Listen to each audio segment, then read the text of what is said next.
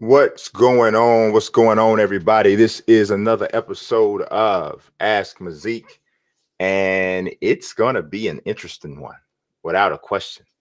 I know that because um, there are uh, it's probably some people who are maybe not feeling the mock draft. Some are, some aren't. It's just the way it always goes, right? Sometimes people feel it, sometimes they don't. It is kind of what it is, right? So, uh, yeah, you know, let me tell you something. First of all, let me start off by saying this. This particular, I've done literally hundreds of mock drafts for you know NBA, the for NFL. And generally, when you do a mock draft, right, it's because all right, you watched the Bulls, the Bears, the whoever, the Knicks, the Cowboys, and you watched them the previous season or the previous 2 seasons, so you kind of know what they need, right? And then you see the players, and you say, well, oh, well, this player fits this particular part of this team, or this team needs a wide receiver, or this team needs a big man real bad, or this team doesn't have a point guard, or what have you. Well, this is a little bit different and a little more challenging because you don't know what anybody needs because everybody needs everything because all of the teams, all of the rosters are starting from zero. So it's almost you don't even really 100% know what the motivation is for every team. Like are what exactly is every team going to be looking for, basically, right? So that's what we don't know. So what I've been basically trying to compile information as much as I could throughout all of this time. So pretty much every single player in the 102 I've seen play in some way, shape, or form, whether it was in the combine, whether it was before the combine. And if I didn't see them before the combine or during the combine, I've seen their statistics or something. And you're trying to put all of that stuff together, right? So that's the reason why this mock draft is called version 1.0, because there is what is today. Today's the 13th, right? So there are, what is it, 22 days, a little over 3 weeks before the draft actually happens. I can see myself doing at least three more of these mock drafts in between the time.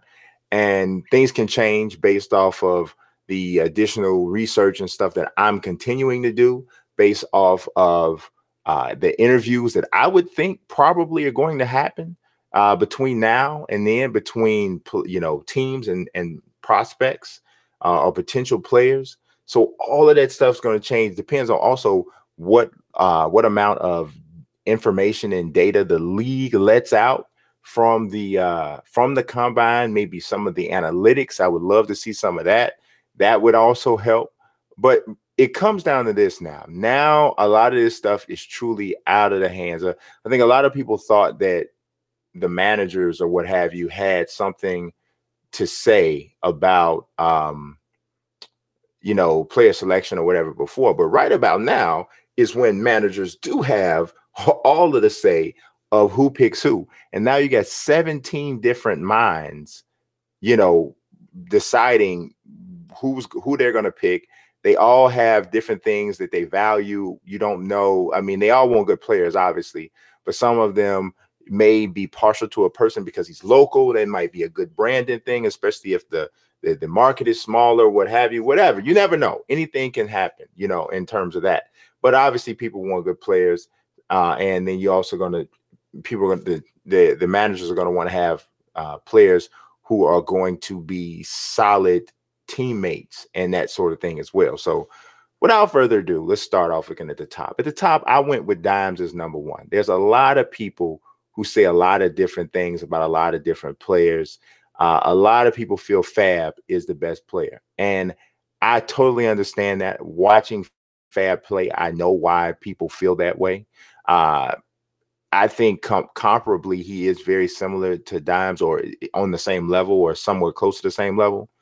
But if I'm thinking about the person that's going to be the number one pick in the draft, and I'm thinking about the level of spotlight and attention that's going to be on that person, I'm looking at someone who has had tons of experience in competitive gaming.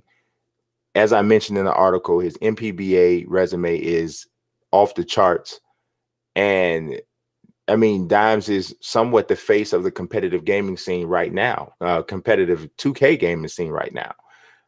So I think he's ready for that particular thing. And I don't know, maybe the Mavs, there's a few guys from Dallas or near the area, or a lot of guys from Texas that they could go with, but I don't think they're able to pass up taking Dimes, number one. I just don't see it.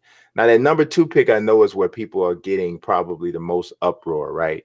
Because they're like, how's Moody number two? A lot of people probably don't even consider Moody to be the best power forward.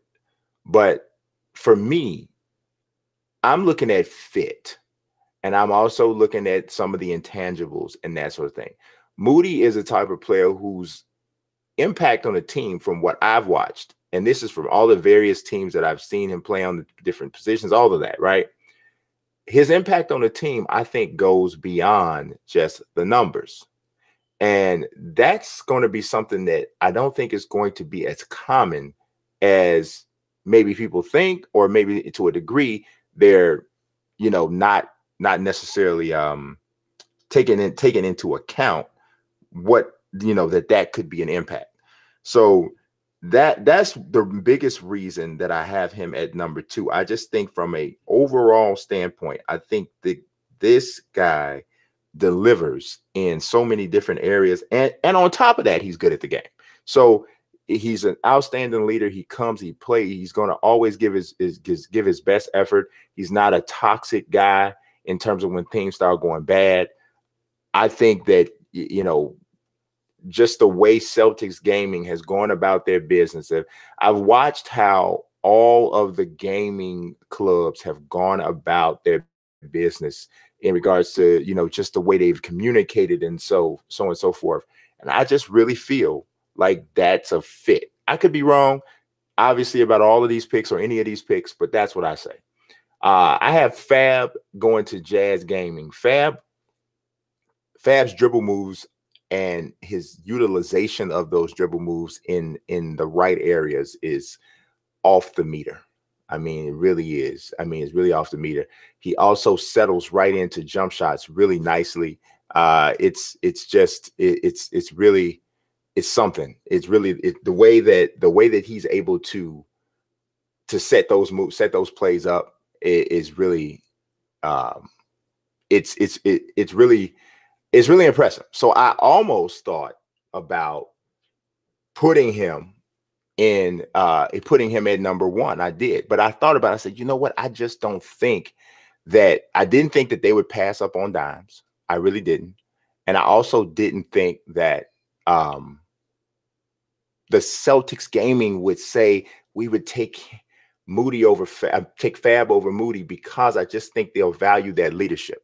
So like I said, I could be wrong. Clearly, we know that, but that's the way I'm seeing it right now. Now, if you look at the number four pick, I got Yeah I Compete. Yeah I Compete is one of my favorites. Honestly, he's one of my favorite guys in this whole setup, because I just think that you want to talk about leadership and competitiveness and intensity. This dude absolutely brings it, right? He brings it all the time. I mean, just the way he goes about his business, the way I've seen him at the previous 2K tournaments. I met him with GFG Complete, and the dude he's a professional, and I think that's something that that is really going to go a long way, especially once you guys start to have some of these singular interviews with different teams. I think that's going to start to go a long way once that starts to happen.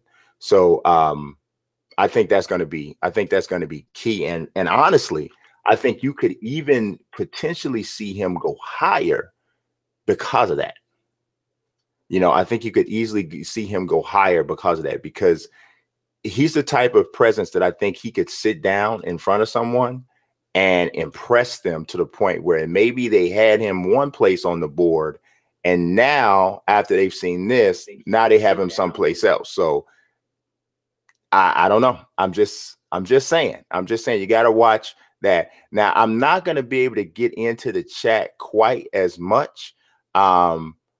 But I'm looking right now, and I'm going to try to comment on some of the stuff. Let's see. We got shooting the brick says, you thinking point guards are going to be a high commodity? What about the centers? The best could be snapped up quickly. I really do think that point guards are the most important position in the game. I think most of the gaming managers feel that way. I think that's the direction that they will go in a lot of the picks. Because if you think about, to me, the way 2K is set up, the way Pro-Am is set up, especially in the combine environment, it's very difficult to run an offense through any other position outside of that point guard position. So you're not going to really be able to necessarily create these a ton of effective like point forwards and guys that can initiate offense from a different place. So what that means is the point guard's gonna have the balls in his hands a lot, all the time, even more so than you would even see in normal basketball. So because of that, I think that I think the weight on the point guard is going to be even higher than it already is in real basketball, which we already know it's high there, right? So that's the first thing. Secondly, I do think a lot of it right now is going to go on notoriety in some way, because some of the guys have built up such a great resume, and then to have backed it up in the combine with solid numbers and, you know, solidly presenting themselves.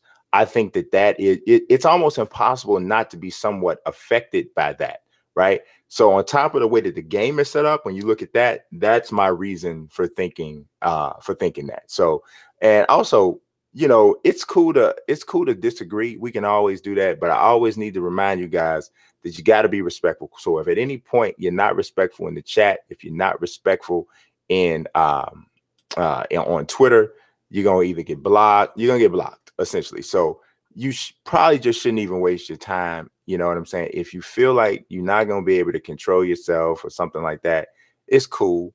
You don't have to follow. You don't have to subscribe. You don't have to do none of that. It's all voluntary. So whatever you know, so for whatever you want to, you know, whatever you want to do, you make the choice. But I'm just letting you know what's going to happen if you don't conduct yourself properly in any of my environments that I have a control over. So moving on. So let's see.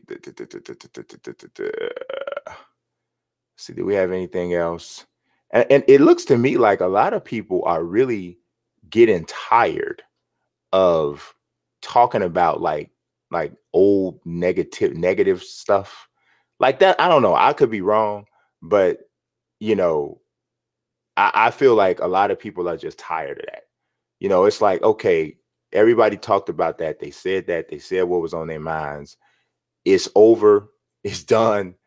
What are we doing? You know what I'm saying? So and everybody wants to overuse the skeptical emoji face, but it's like, okay, okay, so what now, bro?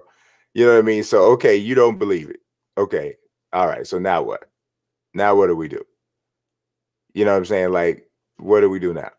I mean, like, get over it, bro. It's over. It's over. Just get over it, dog. It's all good. But anyway, number 5, I have Stay in Tune, which is I Got the Juice. He's also one of my favorite point guards. I got him going to Pistons GT. Fresh Prince JT, I got that's back to back Chicago right there, in case y'all didn't know. Blazers Gaming. And then at point guard going to Heat Check Gaming, that's Famous Enough Squad. I got Timely Cook. Timely is that lockdown, and that dude embraces that aspect and the overall stat sheet stuffing aspect of the game in a major way. His versatility, should not be overlooked. Hood 2 Glitchy is 8 going to Magic Gaming. He is from Miami, so that would make sense from that standpoint, from a geographic thing. Gooner EU. Now, I'm going to be honest. I had no idea who he was until about 3-4 weeks ago. And so when I started to get wind of him, I started, really searching for videos and stuff like that. And dude can play. Somebody actually referred to him as the European Dimes. So I really watched him. I'm like, this dude can really, really play. I can see the Knicks saying Gunnar EU is our quarterback, is our point guard. I can see them saying that. And so that's kind of why I put him there. And definitely among the top point guards, could actually turn out to be even better than all of these guys. Think about this. How often or when has he ever gotten a chance to play against all of the people that most of the community considers to be the best? When have we seen that? So we haven't. So we don't know, right? So that's the cool thing about it. At least if you have seen it in spots, as I haven't, but if you have seen it in spots, then you haven't had a large enough sample size to really know. So I'm going off of what I have seen from him, and I was impressed. Kenny got work at going to the Bucks. One wild walnut to me, if you're just going based off of statistics, right, and versatility, I think he's the best power forward. I don't have him going as high because I rated some of the intangibles with Moody a little bit higher. And I'm not saying that Walnut doesn't have good intangibles, because I don't have any reason to necessarily think that. It just, to me, when I'm doing this first mock draft, it didn't fit the same way. Now, if this was a mock that was based off of maybe, the best overall players, and it didn't have anything weighted on position, like say, for instance, each position was just as important as the other. I don't think that's the case. We could find out that is as the season moves on, or as of right now, I don't think every position is just as important. So if that were the case, though, Walnut would be much higher on this list. And that's the case for a lot of guys who maybe don't see their name in my first mock draft. It's not about, oh, I don't think you're good enough or better enough or good enough or whatever. I just think the point guard position is going to dominate that draft, the first round of the draft. Same thing could go for number 12. Killer Low Key 224 is one of the nastiest centers I saw ever playing in 2K Pro-Am. I tweeted out not long ago, like right after he got the call, I said, this dude was the best big that I didn't get a chance to write an in-depth scouting report about. I mean, he was nasty. So him being 12th does not mean I think he's the 12th best player. It's just about weighting the positions and the value. Now, here's one I think is a big sleeper, is Winners Stay On. Winners Stay On, aka Rail Spade. Now, a lot of y'all don't know who that is, and I guess some people who were on Twitter saying, oh, this is crazy, or I don't understand this mock, and blah, blah, blah, blah, blah. They were saying that. You guys may not be familiar with him, but you might need to know about his statistics from the combine. And on top of his statistics at the combine, if you ever have a conversation with this guy, and I'm not even talking about over Twitter, I'm talking about an actual face-to-face conversation with him, you may understand a little bit better about how well he more than likely presented himself in the interview. The dude is sharp, I'm telling you. And on top of being sharp, he had an assist to turnover ratio at the combine that was 9.5. Nobody in the combine who reported their numbers to NBA 2K Lab was even close to that in terms of assist to turnover ratio. That's a big deal, because when you're talking about analytics, which is what was being looked at when you're talking about the combine, efficiency is really, really high. And assist to turnover ratio speaks to one piece of efficiency. Goofy 757 is at number 14. Control is at 15. Drake Griffin is at 16. And Speedbrook is actually somebody I got a chance to play with before. And to show you just how versatile Speedbrook is, I believe when I played with him, he was running the 3. And he ran it like that was his natural position. But in fact, power forward is where he dominates and kills it at the combine. And statistically was one of the best power forwards. So we're all going to have different opinions. We're all going to have them. We're all going to think this or that or whatever we're going to think. It is what it is. Some people are going to think this, some people are going to think that. We can't do anything necessarily about that. I have to share my opinion, or my honest opinion. And so that's what I did. I hope you guys enjoyed it, even if you don't like it. All right. So now let's move to the questions here that we got, because this is Ask Mazik. And all right, the first one starts off, it comes from Alex, Neo Prankster. So we're going to switch gears a little bit on this particular question. He says, if you were able to do trust me, there's a good amount of NBA 2K League questions throughout here. And some of them you guys are probably really going to want to hear, or at least hear my answers. He says, you were able to do a WWE draft of the greatest superstars in wrestling history. Who would be your first pick? My first pick would be The Rock. I think that he checks more boxes than anybody else. You know, so if we're talking about a person who is good in the ring, good on the mic, looks the part of a superstar, he's a what I would call a 5-tool wrestler. And yeah, he'd be the one. He'd be the one I'd have. Rashard Thornton says, let's see, oh boy, let's see here. We got good live video. Let's say good live YouTube video yesterday. Some good points. Let's see what we hear. I got messages and stuff coming in. We got to stop that. Let's see. Boom.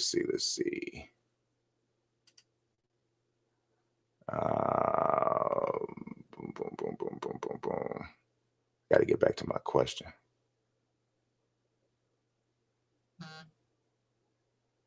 I'm having some technical difficulties right now. Y'all have to bear with me. I got all kinds of stuff popping up.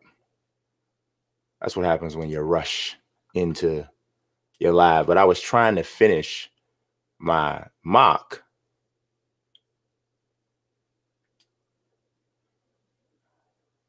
Okay, let's see.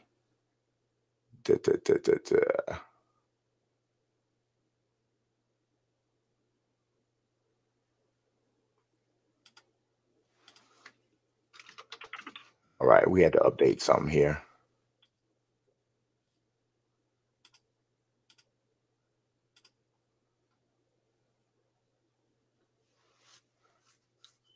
Okay.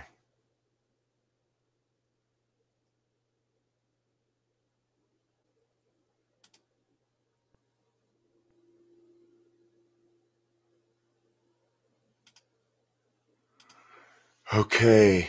All right, we had to get this together. I'm trying to think. Usually I do the Hangout through a different browser, and I'm doing it through this one this time, and it is creating a problem. So bear with me while I get this together.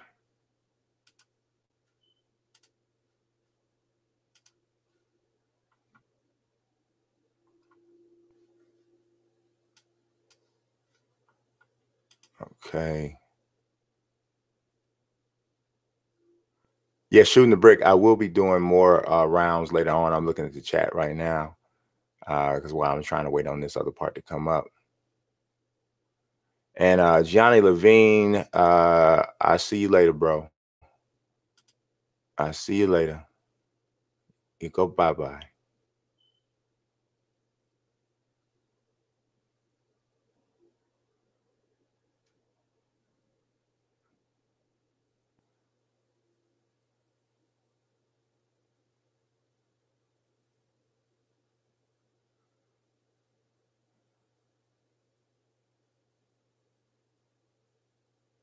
Okay. So I mean, yeah, I mean, you like I said, you can be in the chat and disagree. It's cool, but as long as you know not being disrespectful, it's all good. I mean, we don't all have to agree, but just as long as we can keep it in a way that's not ridiculous. But let's jump to the I know what we need to do. That's what we need to do. I got it fixed now. I don't know why I didn't think about that at first.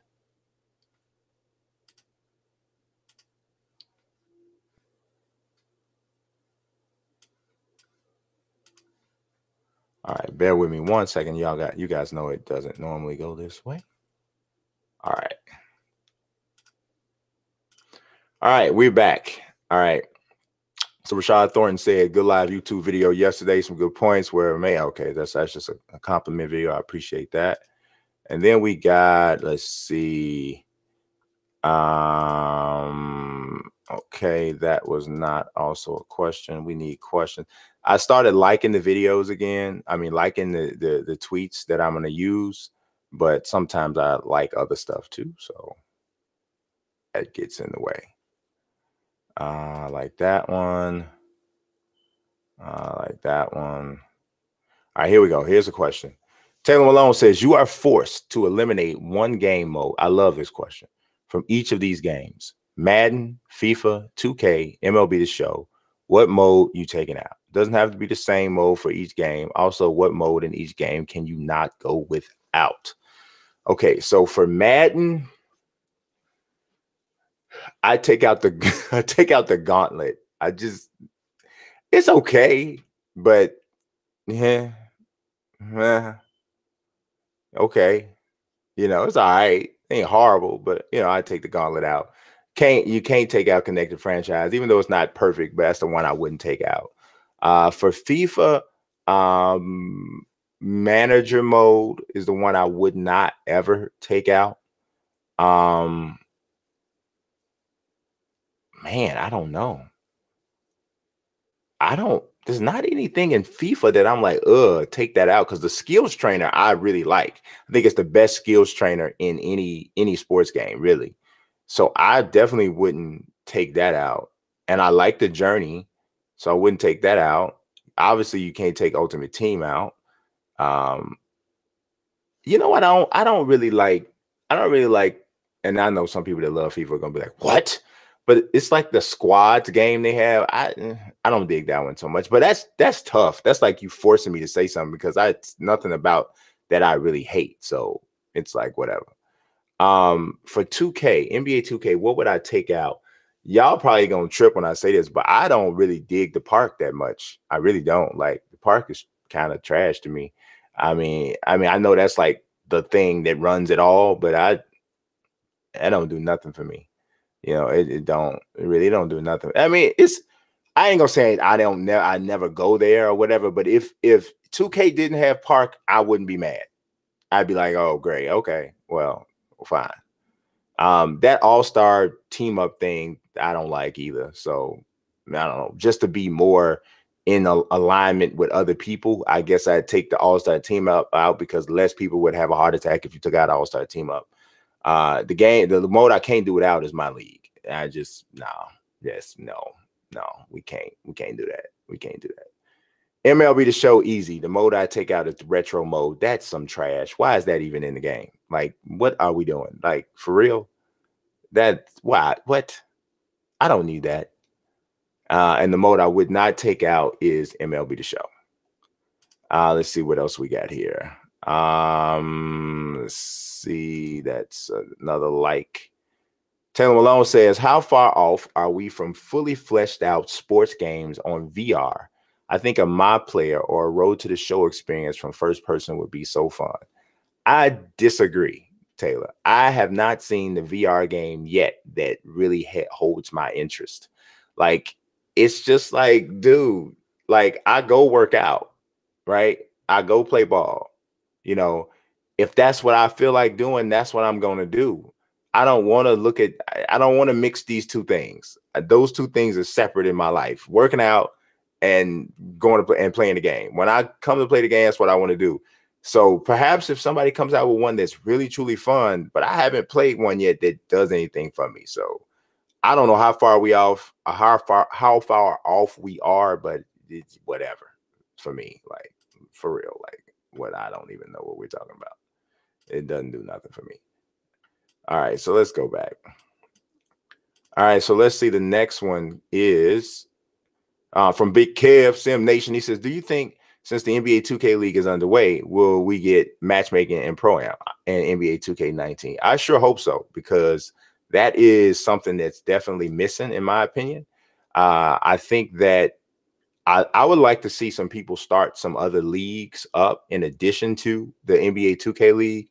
And I think those leagues could serve as like feeders for the NBA 2K League. I think it would give some people who did not make the 250 or didn't make the 102, give them an opportunity to still play competitively And depending on the size of the league that's able to be generated, they may even be able to play and earn some money. So I think that would be awesome.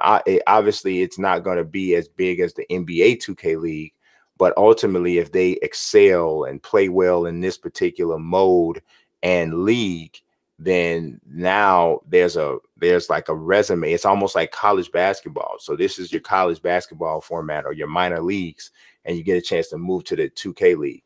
I think that setup is awesome. So, but the only way you can really do that is if they have private matchmaking. So, all right, next question. Let's see. That's not a question. This isn't either. Let's see what else we got. Okay, we already talked about that. Uh-oh, we got lost. Right, we got USC Chicago. This is not a question. Yeah, this like thing is not working today, is it? Not at all. Oh, these are all the same. That's why it's not working. CJ Taylor, this was really cool though. He just found out today they got the grad school program at Purdue just gave your boy a full scholarship, time and secure.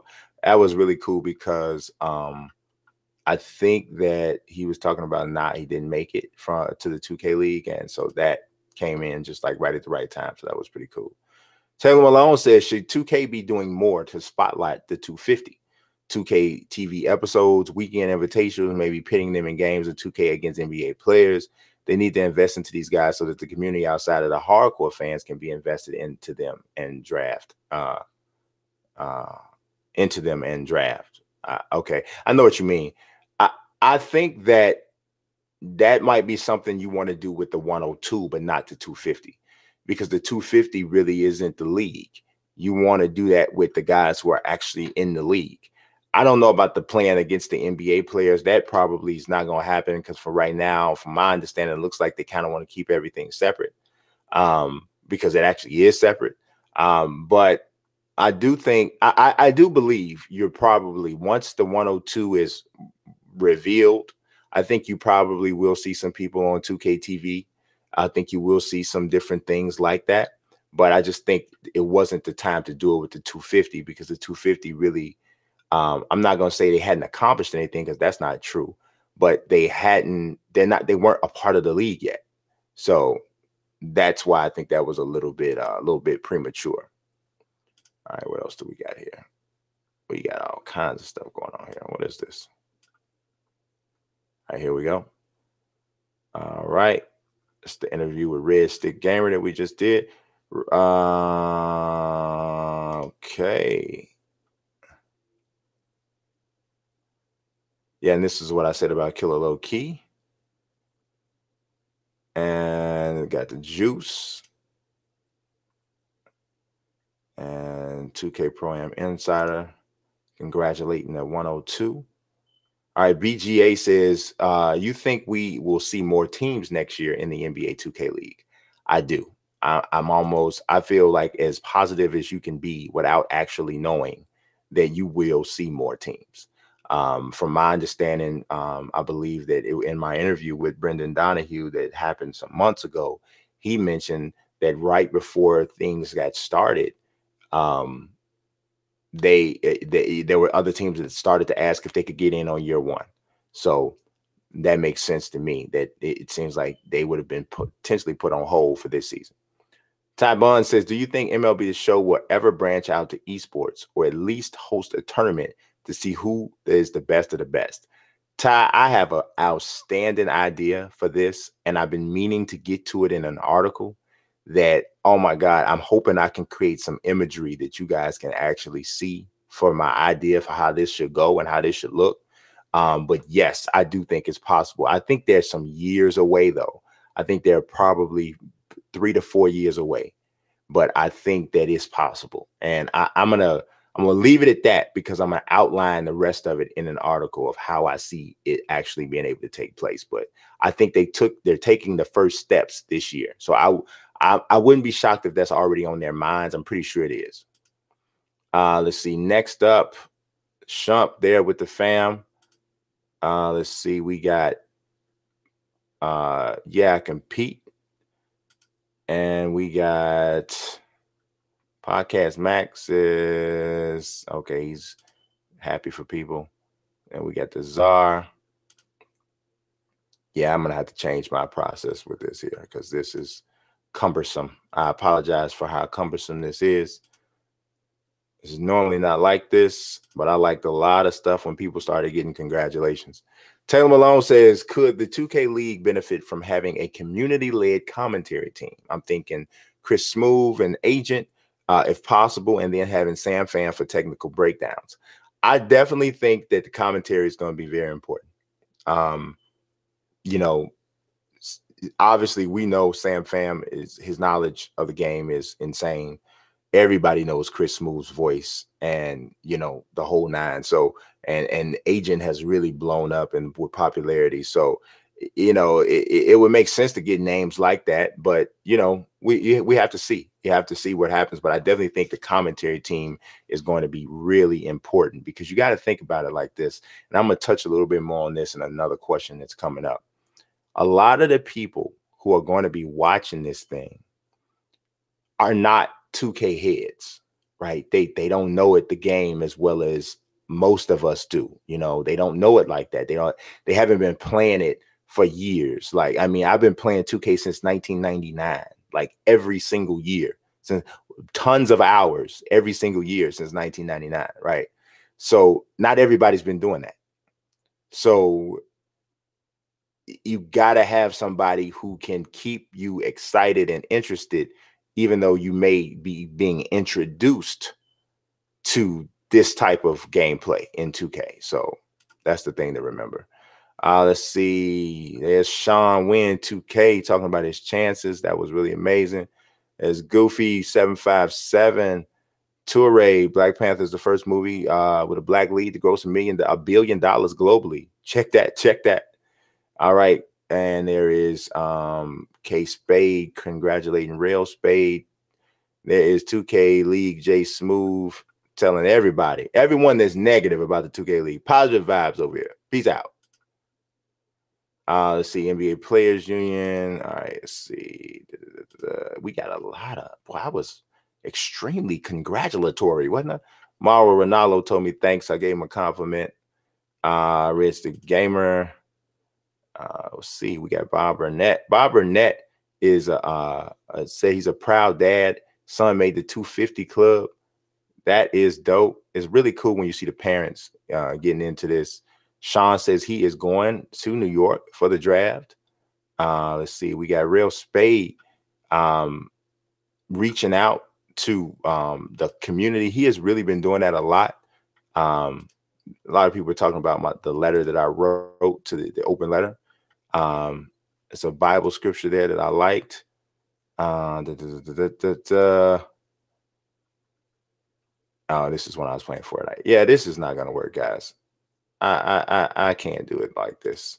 This is too many likes. Too many likes here. But I am glad that so many people seem to feel that the letter that I wrote was of some help to them. I really was trying to help people when I said this. So because I know there were people who were really legit upset about what happened, and that it's rejection is a tough situation, tough thing to deal with. Nobody likes it. So I was just trying to help people out who were feeling a little bit down. You know what I mean? So let's see. And this is basically a lot of people just talking about how much they love, how much they appreciated the letter. All right, so let's see, what do we have? I know we got another question here somewhere.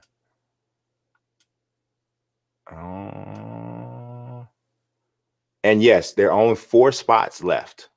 So unconfirmed. Well, it should be about 5 spots left because I just got some information that one of the people who we thought was on the list seems to have been trolling. So that's unfortunate. I got to get that confirmed. But yeah, that ain't good. That's not good, man.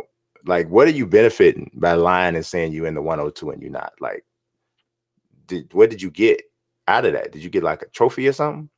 Did somebody come and and drop some money off at the house or something? Nobody did that, I don't think. So what are we doing? Like, why are you doing that? So I have no clue of why anybody would be doing that. So let me see. I just want to make sure.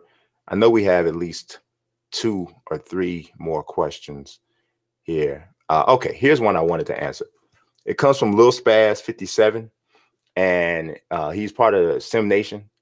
And he says, why do you feel that the NBA 2K League will be a success?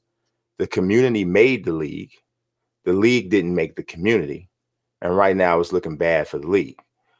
Well, I would have to say that I somewhat disagree with some aspects of what you're saying here.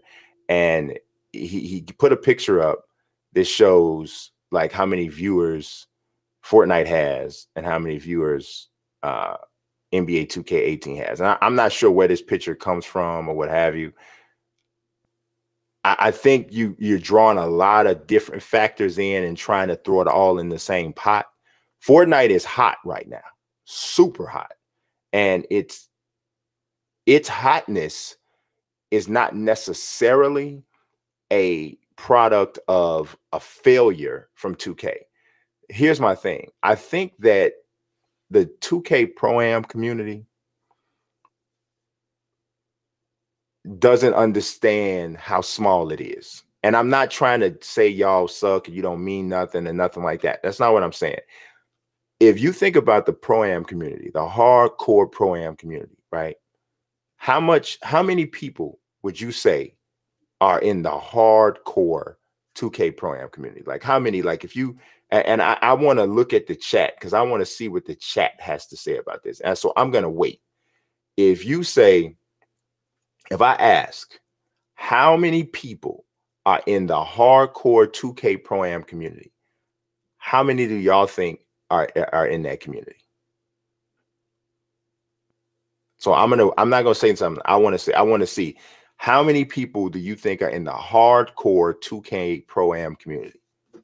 Everybody just started like guessing, throwing a number out, a serious number. How many people do you think it is?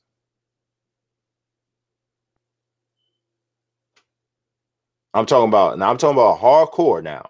I'm not talking about just you played a little bit or you played and got your 50 wins. I'm not talking about that. I'm talking about hardcore. The people who really, really believe that, they know what they're doing. So I see one person say 1,000. I see people saying 500. I think those are low numbers. Okay. Palster says a few thousand. Okay. Maybe we'll get 300 to, okay. Marco S says 10 to 20,000. I think there's more casuals than we think. I think I agree with Marco. I do. 10 to 20,000. Gay Fade says about 1,200. Here's my point in asking that, right? The people in the Pro-Am community, the really hardcore ones that maybe don't like some of the things that have gone on with the 2K League. I understand what you're saying. I'm not saying that even some of the things that you're saying are wrong. But what I'm saying is you make a statement like the community made the league. Bro, the community didn't make this league, man, because 10 or 20,000 people is not enough numbers to convince the National Basketball Association to back your league. That's not enough. So even if it's high end for what these guys are guessing, 20,000 people is not enough to back a league. The NBA is behind the 2K League because of the popularity of the overall game. The game sold 9 million copies, bro. 9 million. And on the high end, there are 20 to 25,000 hardcore Pro-Am players. That's a low percentage. That's not a demographic that's able to really hold sway. To be totally honest with you, the park players are the ones that are just almost innumerable how many people play park. Okay. So when you say that the community, so are you saying that, I don't know if he didn't specify here, is he saying that the entire NBA 2K community made the league? Okay, I can go with that. I can go with that. But the thing of it is I don't if 2K wasn't making the kind of money that they're making off of the game, I could understand you saying that the league didn't make and right now it's looking bad. I think sometimes, man, we live in our own world, man, and we know how we feel, and we know how the people that we talk to mostly feel. And we sometimes can start to believe that that's this widespread opinion. But the best way to know how everybody feels is how they spend their money. Because, not even everybody, the best way to know how a large percentage of people are feeling is the way that they spend their money. So I can sit up and tell you all day that Jordans cost too much. That there's no way in the world no Jordan should be $500, $400, $600, $1,100. There should be no mics that cost that much. I could tell you that, and I can get 10, 20,000 people that would agree with me and would swear up and down that that's the case. But that, you know what the deal is though? You know why Jordan still costs 500? Some Jordans, I'm not talking about all Jordans, I'm talking about like, the special ones, special edition joints, and the really rare ones. You know why those shoes can still cost that much? Because there's somebody that's buying them. Because the desire for the product is what validates the price. You don't price something at a place where nobody would buy it, because you know what? You don't make no money. So the thing of it is you can say, or do you think that 2K's popularity is going down? There's no money, there's no data to back that up. You give a screenshot that shows at this whatever particular time, 201 people were playing 2K18 and 68,000 playing Fortnite. Now, Fortnite came out in July. Okay. 2K came out in September. But how many of y'all knew about Fortnite in July? Most of y'all didn't. Most people didn't know what in the devil in the Fortnite was in July. So essentially, it's really almost like Fortnite came out like in December or November or something like that. It just got hot. 2K is coming to the end of its hotness. Notoriously, 2K's popularity starts to dip around the All-Star break, the real NBA All-Star break. So you comparing a game that just hit its stride in popularity to an annual sports game, that all the fans already know is coming out again in September, and you're trying to say that that's like a valid comparison, and it's really not, especially when the money doesn't support your claim. So I think that, to answer your original question, I think the NBA 2K League is going to be a success because NBA 2K is still a ridiculously popular game, first and foremost. Secondly, and so let me finish that point. Because of the popularity of the game, anything NBA 2K pretty much gets a lot of people's attention. Obviously, 9 million people bought it this past year. So that's the first thing.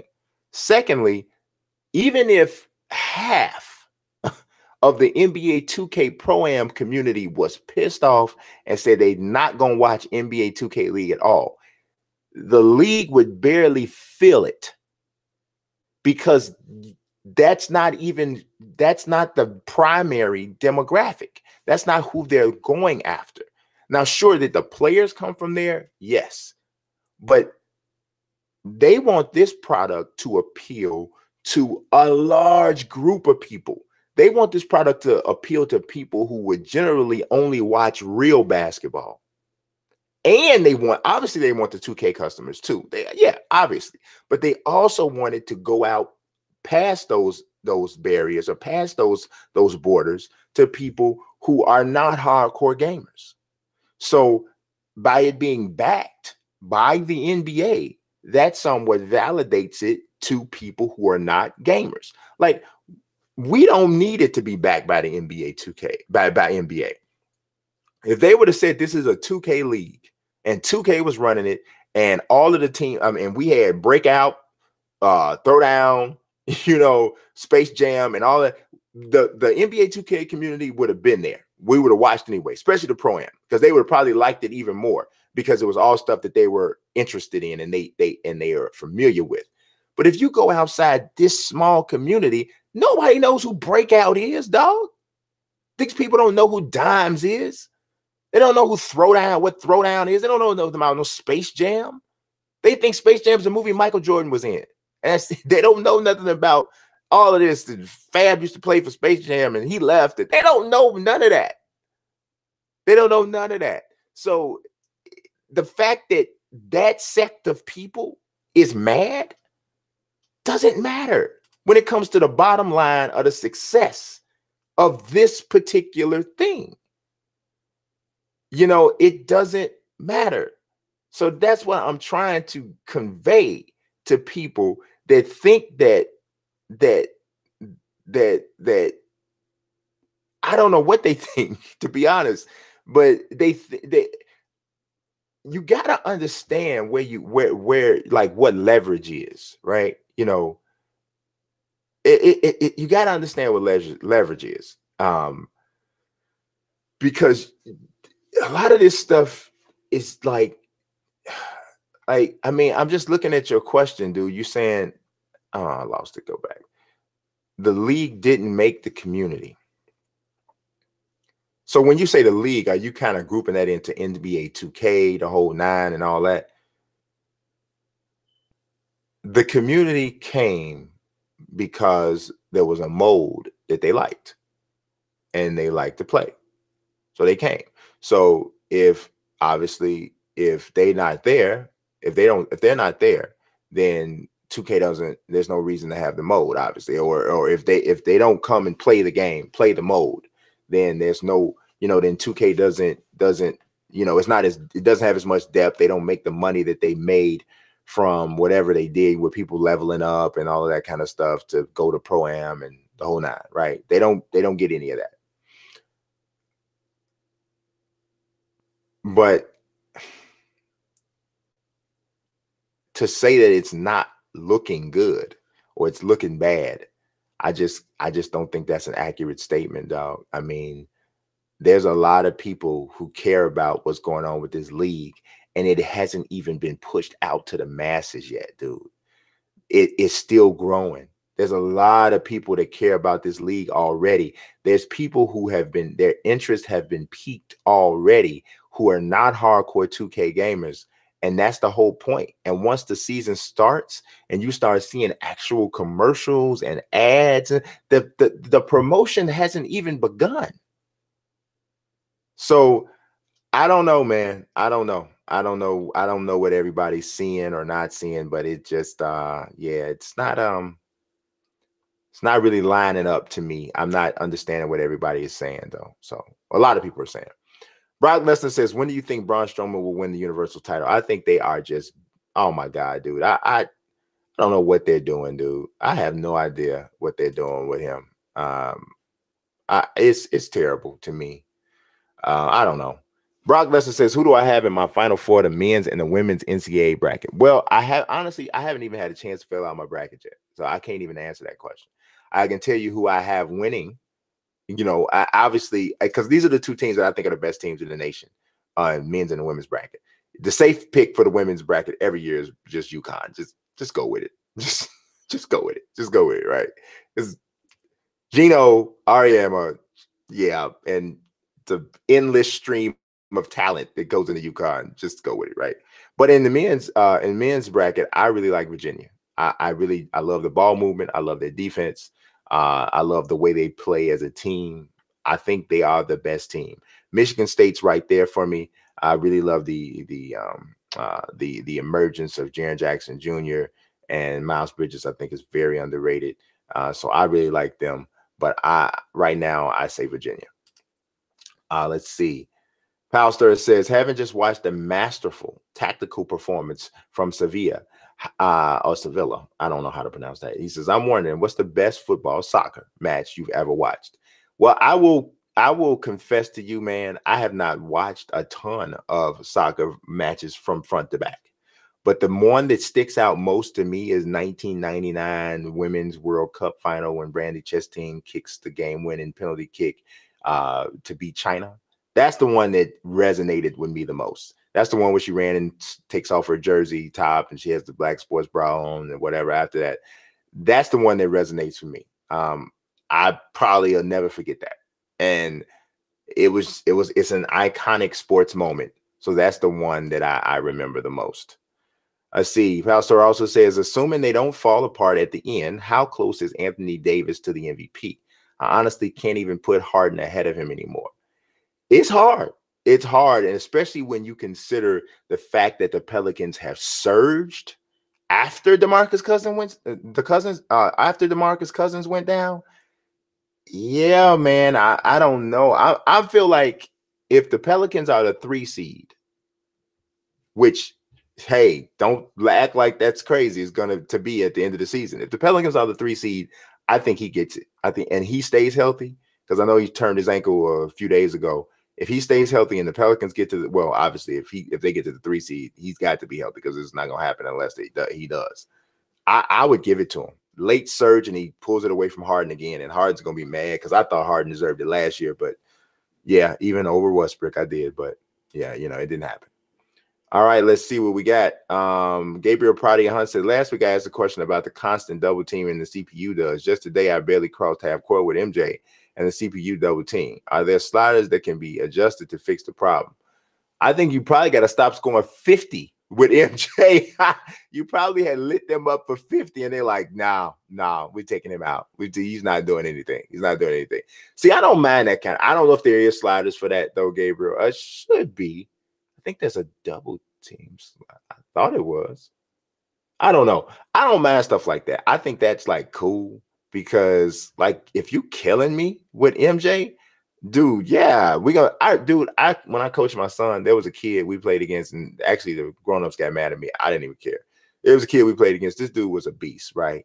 But he was the only guy they had on their team that could do anything. I doubled that kid the entire game, even when he didn't have the ball. Up and down the floor, I doubled him the whole game. Coach got mad. His father got mad. We won the championship, though. So there you go. And I would do it again. As a matter of fact, I did do it again, but he had some better teammates the next year, and they beat us. But still, that particular game, yes, we doubled it. All right, let's see. What else do we got? Gabriel Prodi Hunt says, who do you have winning March Madness this year? I answered that one. Shabs Godbody says, if you were a 2K League team owner, who would make your lineup? This is a good question, right?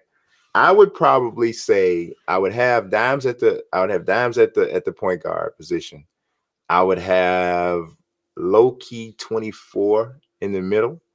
I'm thinking Moody or Walnut at power forward. My small forward or shooting guard I think he can play either position, would be Sean 2K. And I would probably go with, I believe, B Smooth J. Wait a minute. Yeah, at the other wing position. I believe he can play either wing too.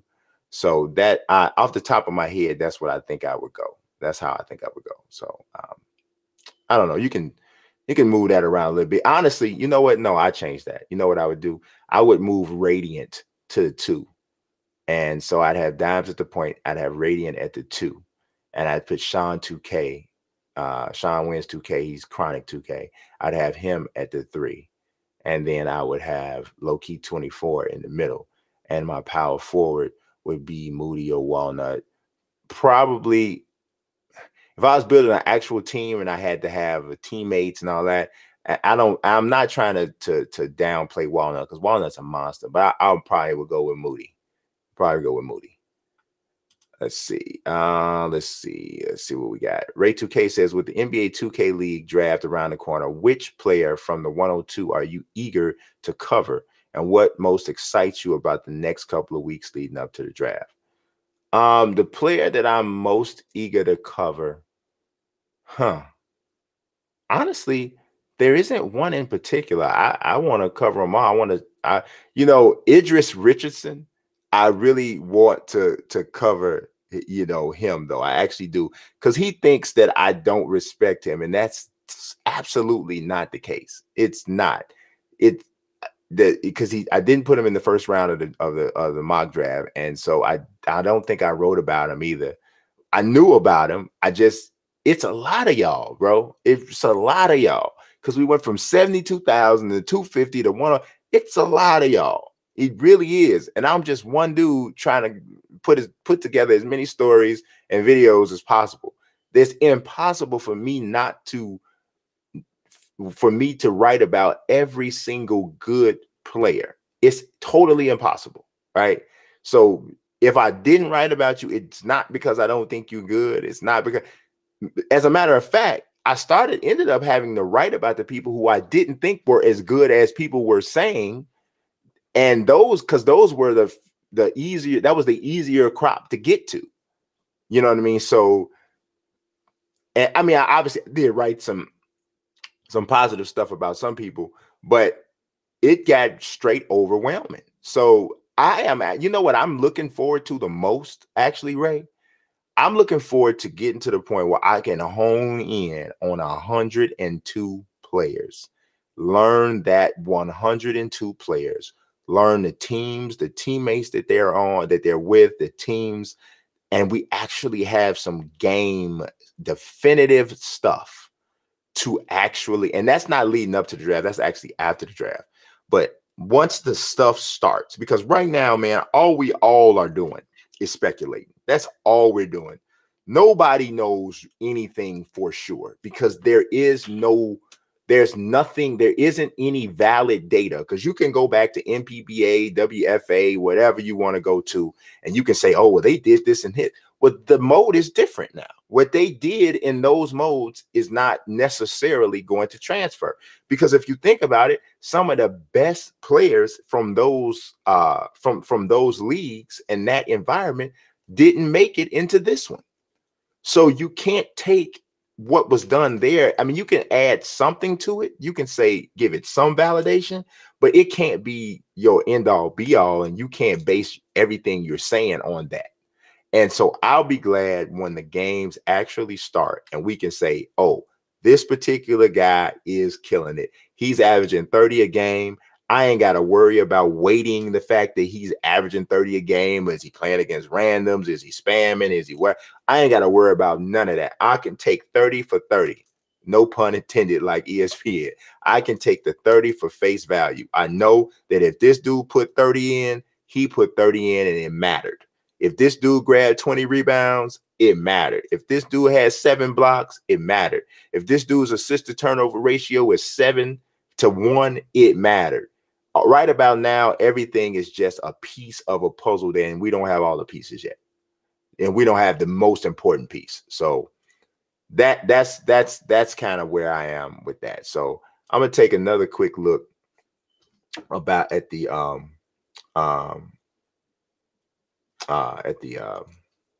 chat. Let's see. Let's see what we got here. I'm not gonna go all the way back to the beginning. So if anybody said anything disrespectful, you got away with it, because I'm not going all the way to the beginning. 3 Cross says, I have no interest in a 2K League game at the moment, maybe in a few years, because the road to the finals was boring, in my opinion. Hey, I understand, bro. I get you. I feel you. And he says, I was wrong about Swante. Okay. Well, thank you. I get. Power Sir says he agrees with Shannon. What did Shannon say? He said, I just don't want to see everybody playing 5 out because that's boring to watch. Oh, absolutely.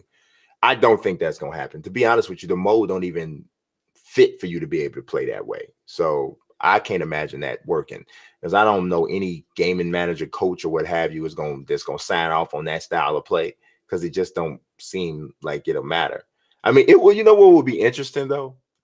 Because these teams they're not required to draft, from what I understand. I could be wrong. We'll go back and we'll see. They're not required to draft a point guard, a shooting guard, small forward, power forward, center. What if somebody just drafted all 6'8" players, and they was all like, they was all versatile, and nobody was a true big? Then maybe you could try that. But, Gabe said he wants to see me playing 5 out and Fortnite. I don't think anybody else wants to see me playing Fortnite, because it didn't go well. So tomorrow when I stream from 8 to 10 Central Time, I will not be playing Fortnite. I will be playing EA UFC 3, and I'll be playing online matches. So that ought to be pretty decent. So King Legitimacy said, do you think that more community members should have been hired to run teams?